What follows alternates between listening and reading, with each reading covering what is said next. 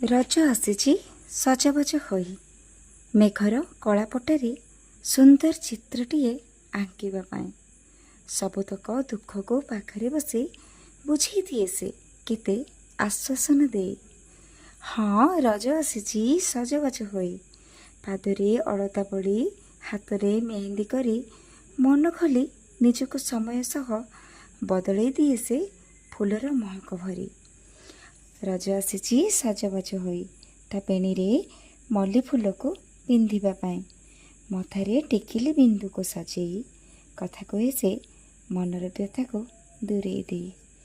ହଁ, ରଜ ଆସିଛି ସଜବାଜ ହୋଇ ଗାଁ ଦାଣ୍ଡରେ ଘାଗରା ପିନ୍ଧି ପୋଡ଼ପିଠା ଖାଇବା ପାଇଁ, ସାଙ୍ଗସାଥିରେ ଫଟୋ ଉଠେଇ ଷ୍ଟାଟସ୍ ଦେଇ ଖୁସି ହୁଏ ସେ ସବୁ ଦୁଃଖକୁ ଭୁଲିବା ପାଇଁ।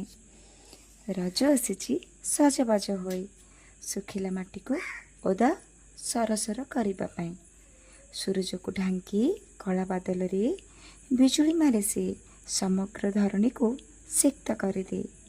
ହଁ, ରଜ ଆସିଛି ସଜବାଜ ହୋଇ କୃଷକର ଧାନ ବିଲରେ ସୁନାର ଫସଲ ବୁଣିବା ପାଇଁ, ନୂଆ ଭାବନା କେତେ ସମ୍ଭାବନା ଜାଗ୍ରତ କରାଇ ସେ ଆଶାର ଆଲୋକ ଦେଇ। ହଁ, ରଜ ଆସିଛି ସଜବାଜ ହୋଇ ଓଦା ମାଟିର ବାସ୍ନାରେ ଭବିଷ୍ୟତର ଚେତନାକୁ ଛୁଇଁବା ପାଇଁ, ଜୀବନ ଦୋଳିରେ ଝୁଲି ଝୁଲି ଯାଏ ସେ ଦୂର ଗଗନକୁ ଛୁଇଁଯାଏ। ହଁ, ରଜ ଆସିଛି ସଜବାଜ ହୋଇ।